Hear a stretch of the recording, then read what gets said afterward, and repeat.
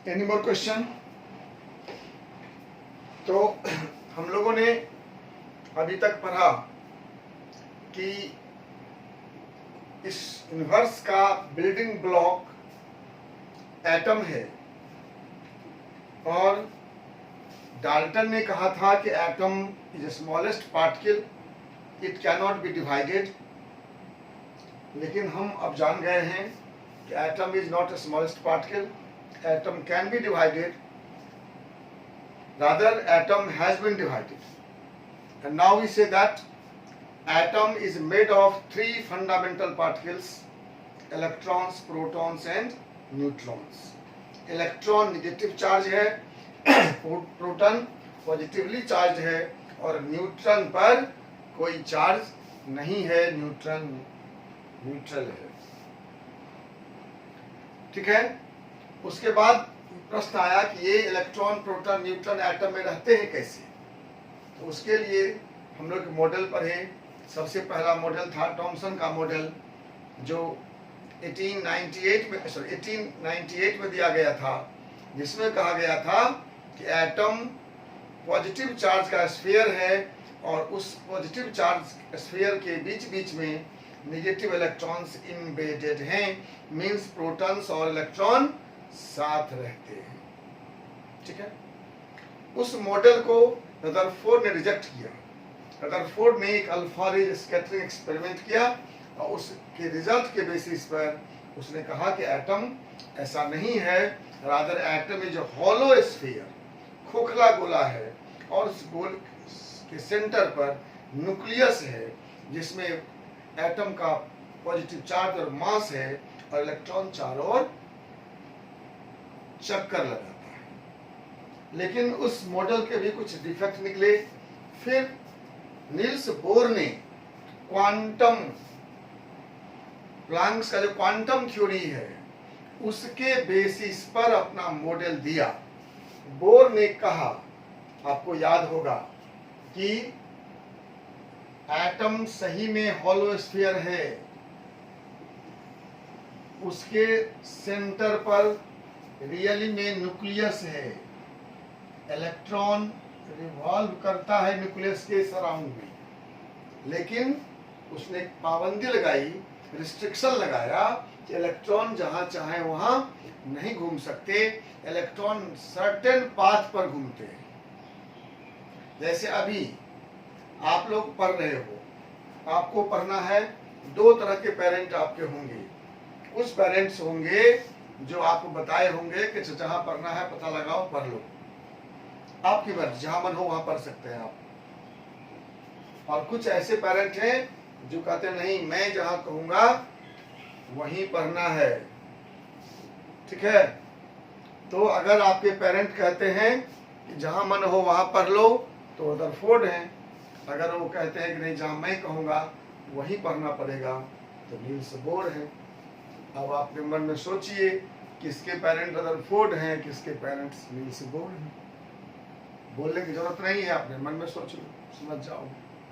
तो Niels Bohr ने कहा कि इलेक्ट्रॉन जहां चाहे वहां नहीं घूम सकते, वो फिक्स्ड पाथ पर घूमते हैं, उस पाथ पर एनर्जी फिक्स होती है, जब तक वहां घूमते रहते हैं एनर्जी अब्जॉर्ब करते हैं, एमिट करते हैं।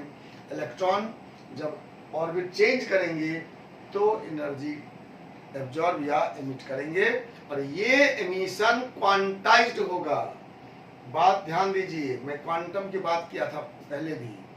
क्वांटम मतलब पैकेट, क्वांटाइज्ड मतलब इन फॉर्म ऑफ पैकेट्स, जिसका कंटिन्यूअस एमिशन या एब्जॉर्प्शन नहीं हो सके। जैसे आप गौर करिए, मार्केट में कपड़े मिलते हैं, दो तरह कपड़े मिलते हैं। आजकल तो आप लोग शायद नहीं जानते दो तरह का, लेकिन हमारे जमाने में था कि एक कपड़ा होता है जहाँ के हम लोग कपड़ा मीटर में खरीद के लाते हैं और अपना अपना कपड़ा सिलवाते हैं दर्जी से, पैंट शर्ट जो सिलवाना हो। दूसरा रेडीमेड होता है, जहाँ पर ऑलरेडी बना होता है, आप अपने बॉडी के हिसाब से जो फिट होता है वो ले लेते हैं। समझते हैं ये बात? कभी देखे ऐसा कपड़ा खरीद के सिलाते हुए किसी को? यस देखें Yes, sir. हाँ, तो देखिए जहां पर कपड़ा है वहां आप कपड़ा खरीदेंगे, आपकी मर्जी, आप बोलिए 1 मीटर लूंगा या लूंगी, या आप बोलिए 1.2 लेंगे या 1.5 मीटर लेंगे या 2 मीटर लेंगे, 2.5 मीटर लेंगे, ऐसे मिलेगा आपको, मिलेगा ना? क्यों? तो कपड़ा कंटिन्यूअस होता है, 30 मीटर 50 मीटर का 100 मीटर का कंटिन्यूअस है, जितना लेना है उतना काट के दे देगा। और रेडीमेड में अगर बोलेंगे, मान लीजिए एक शर्ट लेने का छोटा पड़ गया, बोले 1.5 दे दो भाई, देगा क्या? देगा 1.5 शर्ट, एक पूरा दूसरे में आधा काट के देगा क्या? No, sir. नहीं सर, यही है क्वांटाइज्ड। Quantize means पैकेटेड। आप एक शर्ट लेंगे, नहीं तो 2 लेंगे, नहीं तो 3 लेंगे, नहीं तो 4 लेंगे, होगा ना? 1.75 शर्ट देगा क्या? नहीं देगा। यही बात है, क्वांटाइज का मतलब यही है। ऐसे ही एनर्जी के पैकेट बने हुए हैं और आपको उस पैकेट के टर्म में ही एनर्जी का एक्सचेंज करना होगा या होता है दुनिया में। This is Planck's quantum theory. Energy not continuous. जैसे हमको लगता है कि इस बल्ब से अभी लाइट आ रहा है, आपको लग रहा हो कंटिन्यूअस आ रहा है, ऐसा नहीं है। ये पैकेट के रूप में आ रहा है, अलग टुकड़ा आ रहा है, फोटोन कहते हैं उसको, लेकिन उतना तेजी से आ रहा है कि आपको लगता है कंटिन्यूअस है। ठीक है ना? समझ रहे बात? क्वांटाइज मतलब जो पैकेटेड हो।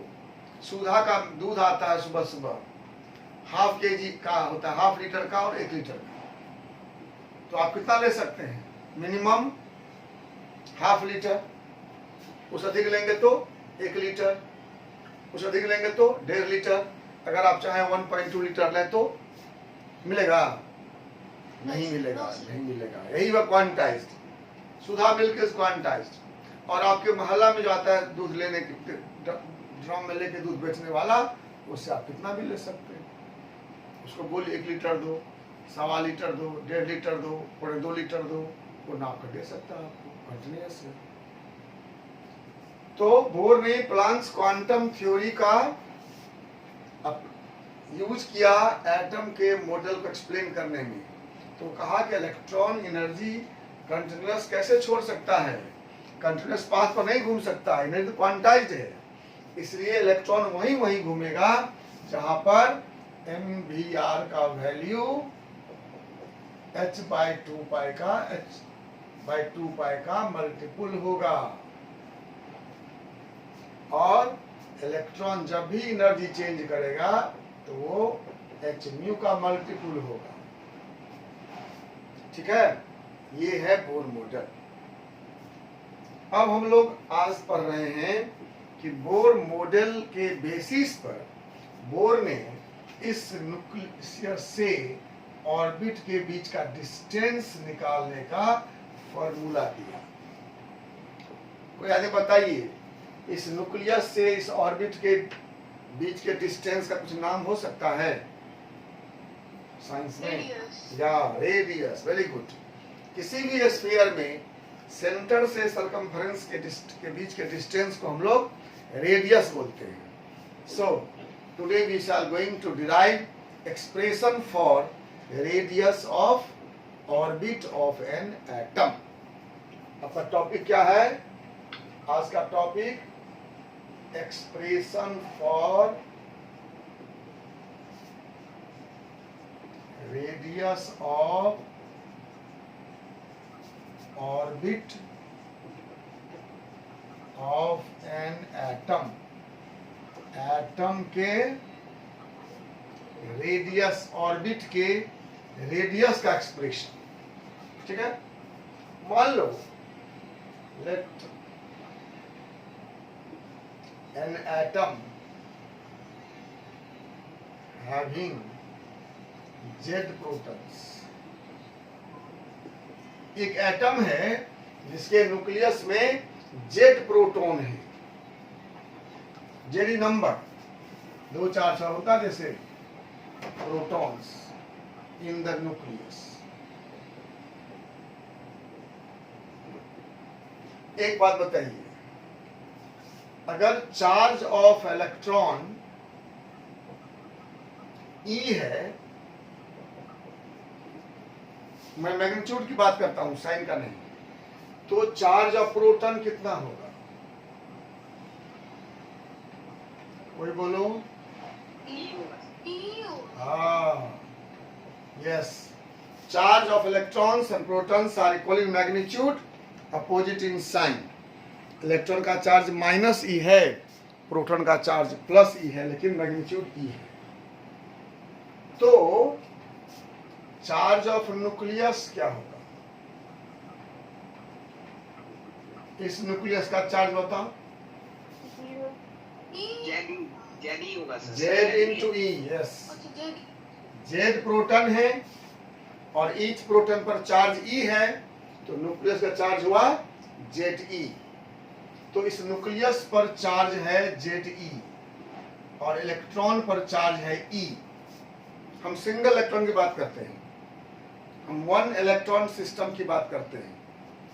तो न्यूक्लियस पर चार्ज है जेड ई और ऑर्बिट में चार्ज है ई, और दोनों के बीच का डिस्टेंस कितना है? डिस्टेंस कितना है? इसी का नाम है रेडियस। ऑर्बिट और न्यूक्लियस के बीच का डिस्टेंस का नाम है रेडियस, तो रेडियस है आर। कूलम्ब का नाम सुने हैं आप लोग? कूलम्ब का नाम सुने हैं? क्या है कूलम्ब का लॉ?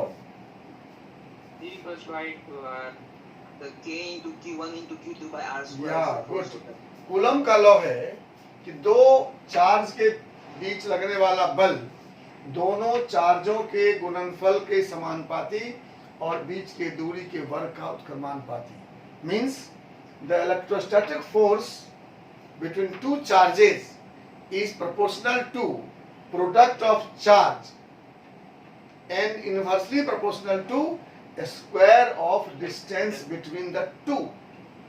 इसे हम लोग कहते हैं Q1 Q2 into D square। F varies as Q1 into Q2 by D square। Coulomb's law यही है, कूलम्ब्स लॉ। इलेक्ट्रोस्टैटिक फोर्स के लिए F varies as Q1 Q2 by D square, और वैरिज हटाएंगे तो क्या लगाते हैं हम लोग? कोई कांस्टेंट लगाते हैं, तो मान लीजिए K लगा दिए, Q1 into Q2 by D square। ये कूलम्ब का नियम है। अब इस कूलम्ब्स लॉ को हम अप्लाई करते हैं इस एटम पर। ये हमने आपके यादगारी के लिए लिखा, इसका हमको जरूरत नहीं है, ठीक है। तो न्यूक्लियर अट्रैक्टिव फोर्स कितना होगा? मतलब न्यूक्लियस और इलेक्ट्रॉन के बीच इलेक्ट्रोस्टैटिक फोर्स है ना, इलेक्ट्रोस्टैटिक फोर्स है, ये भी चार्ज है और ये भी चार्ज है, इसे ही कहते हैं हम लोग इलेक्ट्रोस्टैटिक फोर्स। तो यही नियम लागू होगा वहां पर। F equal to K into Q1 कितना है? ZE। Q2 कितना है? E। और D कितना है? R square. होगा ना? कूलम्ब के लॉ से न्यूक्लियस और इलेक्ट्रॉन के बीच लगने वाला बल F equal to K into JD into E by R square. So F equal to K into ZE square by R square. Question number 1। कोई दिक्कत किसी को? बताइए। यही फोर्स है जिस फोर्स से न्यूक्लियस इलेक्ट्रॉन को अपनी ओर खींच रहा है। This is centripetal force, nuclear attractive force, that is KZE square by R square. और आपने क्या पढ़ा बोर्स मॉडल में, रदरफोर्ड मॉडल में भी, कि this nuclear attractive force is balanced bye centrifugal force of electron. और सेंट्रीफ्यूगल फोर्स ऑफ इलेक्ट्रॉन का फॉर्मूला फिजिक्स में मालूम है आपको, mv square by r। centrifugal force of electron equal to mv square by r, equation number 2। यहां तक कोई doubt किसी को? Nuclear attractive force, that is centripetal force, which is kZe square by r square, and centrifugal force equal to mv square by r. According to Rutherford's nuclear theory, Rutherford ने क्या कहा था? Nuclear attractive force is balanced by what? Centrifugal force of electron. Nuclear attractive force is equal to centrifugal force of electron. So kZe square by r square equal to mv square by r. कुछ cancel होगा इसमें? आठ से आठ derivative चला जाएगा तो क्या हो जाएगा? k ZE square by r equal to mv square. m को ले आओ लेफ्ट में, और k ZE square by mr equal to v square, equation number 3। यहां तक कोई doubt? Any doubt to anyone? We got an equation kZe square by mr equal to v square। ठीक है, चलो ये रदरफोर्ड के मॉडल से निकाले हम। अब आते हैं नील्स बोर ने क्या कहा था। नील्स बोर ने क्या कहा था? इलेक्ट्रॉन कहाँ घूम सकता है? जहाँ एंगुलर आइए तो हम लोग बोर्स मॉडल की बात करते हैं। बोर ने कहा था electron can revolve only on those orbits for which mv r equal to nh by 2 pi। याद है? Where angular momentum is quantized। अब हम इस पर बोर के मॉडल को अप्लाई करेंगे। लिखिए, according to Niels Bohr mv r equal to nh by 2 pi। कहा था ना, ये रेडियस है ऑर्बिट का, मतलब यहाँ इलेक्ट्रॉन घूम रहा है, तो यहाँ पर surely mvr equal to nh by 2 pi के बराबर होना चाहिए। So v equal to nh by 2 pi mr। कुछ नहीं किए, mr को लेफ्ट से राइट ले गए तो नीचे चला गया। So v square equal to n square h square by 4 pi square m square r square होगा। हाँ, बस बोथ साइड स्क्वायर कर दिए हैं। ये क्वेश्चन नंबर 3 नहीं सॉरी 4। कुछ दिख रहा आप लोगों को? कुछ मन में आ रहा है ये सब देखकर? क्या? Equation 3 and 4 are same. So first part is same, it means क्या? Second part भी same होगा ना? हाँ। तो from equation 3 and 4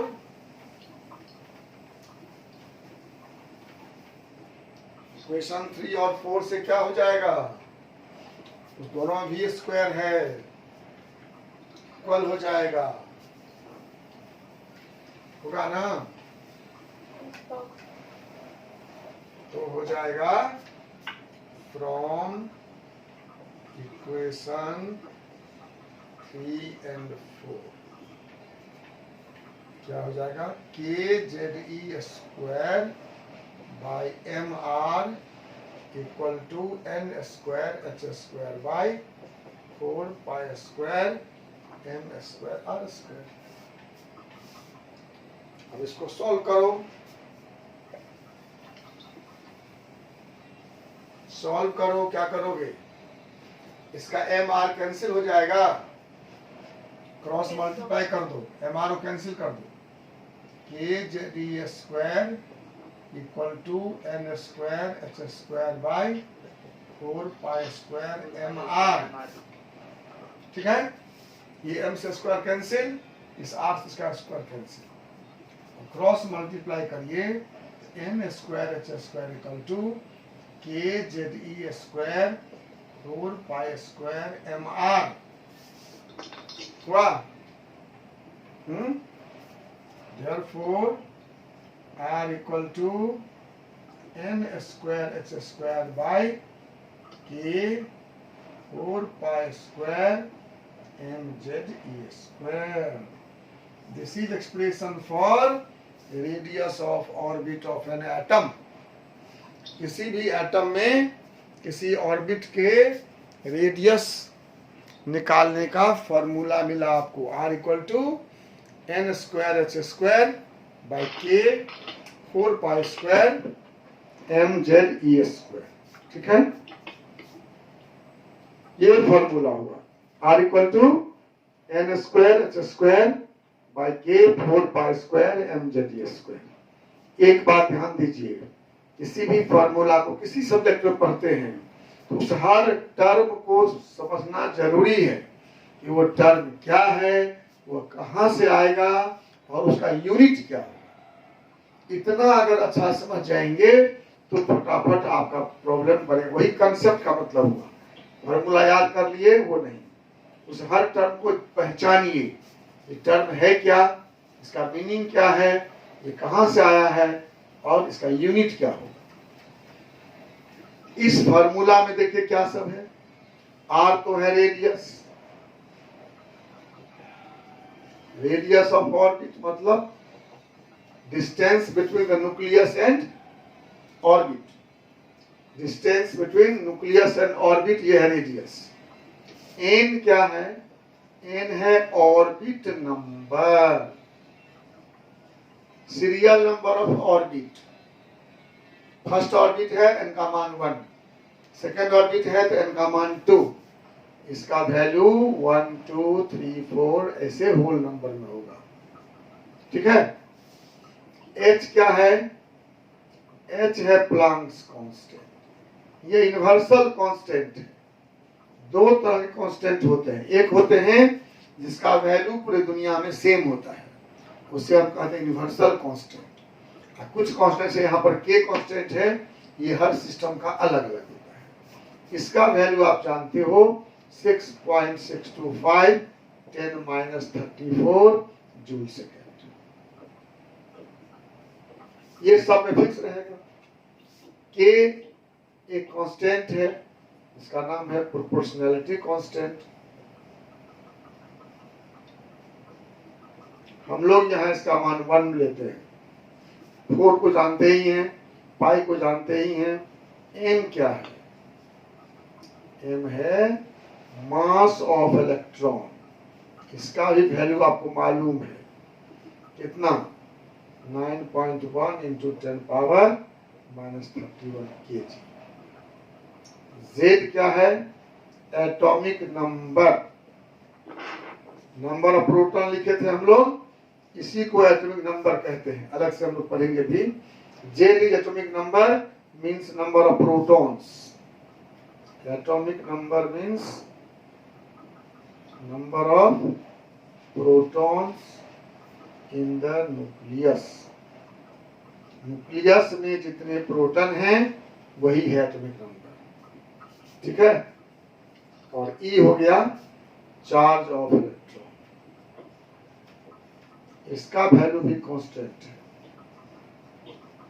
charge of electron, इसका वैल्यू -1.60 10 -19 कूलम। ठीक है। अब देखो इस इक्वेशन में हम लोग न्यूमेरिकल बनाएंगे, रेडियस निकालना रहेगा, तो हम सारा वैल्यू पुट करेंगे और निकालेंगे। तो h का वैल्यू सब हमेशा सेम रहेगा, e का वैल्यू सेम रहेगा, m का वैल्यू सेम रहेगा, y का वैल्यू सेम रहेगा, 4 सेम रहेगा, k सेम रहेगा। तो हम ऐसा करते हैं, हम ऐसे लिखते हैं r बराबर h square k 4 y square me square into n square by z। करें, हम ये पार्ट जो कांस्टेंट है उसको अलग कर लिए, इसका वैल्यू हर सवाल में एक ही रहेगा, नहीं सिर्फ n और z बदलेगा। और इसका जब कैलकुलेशन करते हैं ये आता है 4.29 10 -11 मीटर। अब देखो कितना आसान हो गया,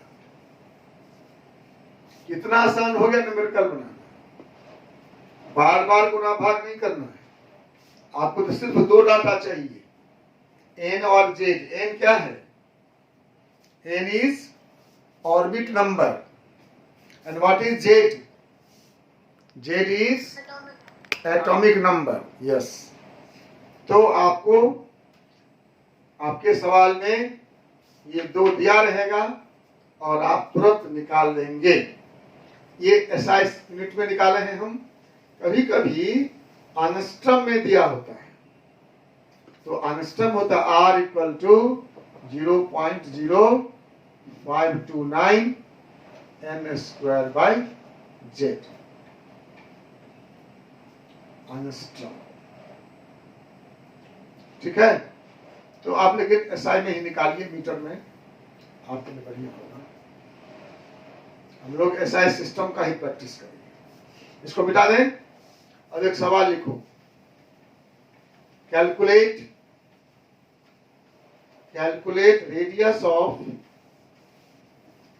10th orbit of helium atom. Question, calculate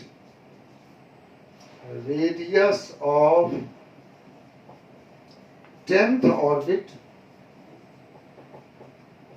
of helium atom। Helium atom के 10th ऑर्बिट का रेडियस निकालना है। हीलियम आप जानते होंगे, कैसे बनाएंगे इसको?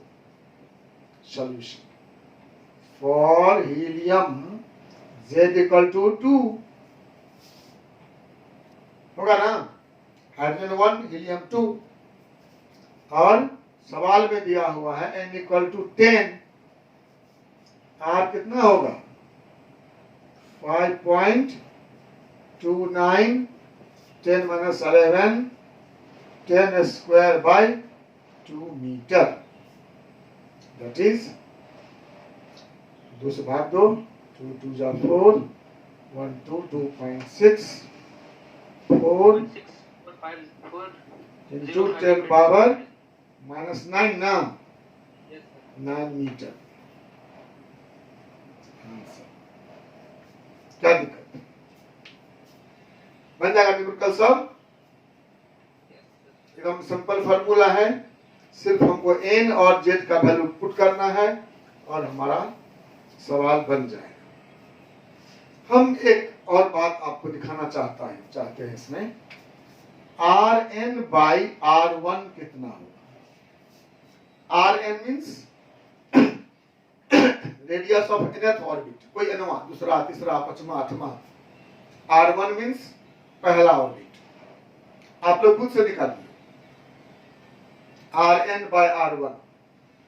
किसी भी nवां ऑर्बिट का पहला ऑर्बिट के रेडियस से क्या रिलेशन है?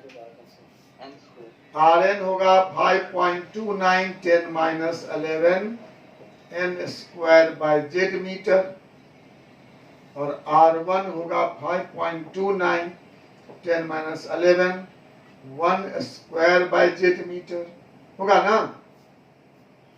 यहां पर n का मान n देंगे, n का मान 1 देंगे, ये कट जाएगा, क्या बचा Rn by R1 equal to n1 square by Z into Z by 1। n1 square by Z by 1 by Z, 1 square 1 होता है, तो उसको उलट देंगे, जेड भी कैंसिल हो गया, निकला Rn by R1 equal to n square. So Rn equal to R1 into n square.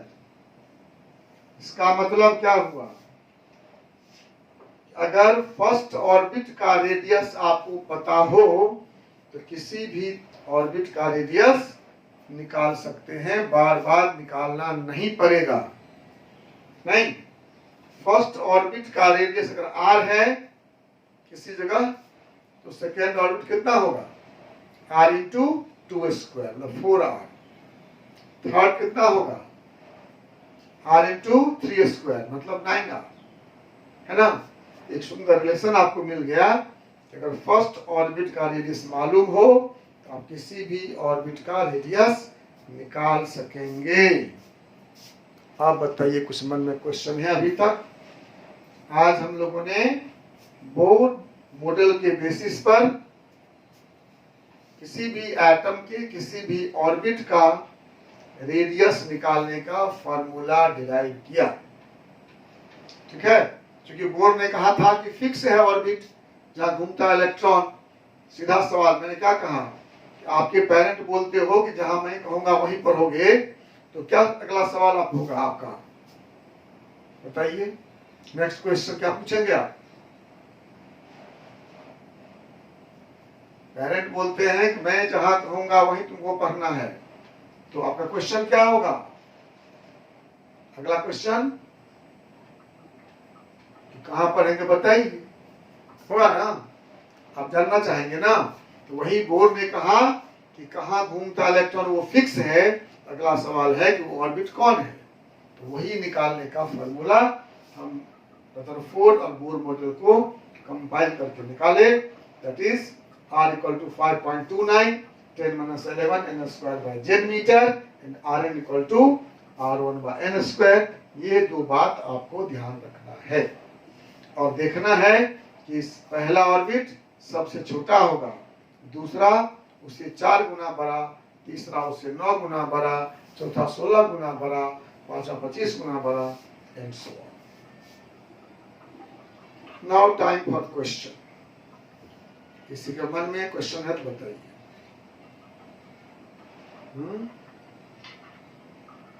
है मन में क्वेश्चन? नहीं है तो घर जाइए, न्यूमेरिकल बनाइए। कुछ न्यूमेरिकल एनसीईआरटी में भी होगा, उसको बनाइए। और मैंने कहा था एमटीजी न्यूमेरिकल्स खरीद लिए हैं, एमटीजी न्यूमेरिकल्स इन केमिस्ट्री, मेरी ही किताब है ये। एमटीजी पब्लिकेशन दिल्ली से पब्लिश हो रहा होता है, ऑनलाइन भी मिल जाएगा। एमटीजी न्यूमेरिकल्स इन केमिस्ट्री, इससे बनाओ सवाल, बहुत मजा आएगा। इस बुक की खूबी ये है कि इसमें जितने सवाल हैं सब डिफरेंट टाइप के हैं।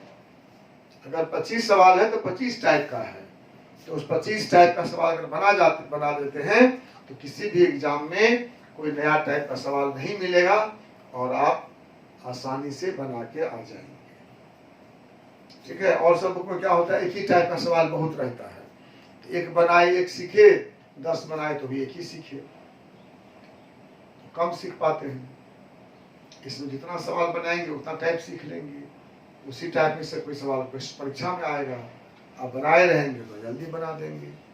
सिर्फ पढ़ना नहीं, मैं बात करूंगा बाद में एक बार आप लोगों से, मैंने कई बार कहा है कि सिर्फ पढ़ने से आप लक्ष्य हासिल नहीं कर सकते, पढ़ना है स्मार्ट वे में, वही मैं बताता हूँ। कम पढ़ना है और अच्छा रिजल्ट करना है, ठीक है। Thank you. कल हम लोग पढ़ेंगे एनर्जी, का फॉर्मूला, ठीक है, और उस पर भी न्यूमेरिकल होगा। इसको आज बना लोगे ताकि कल फिर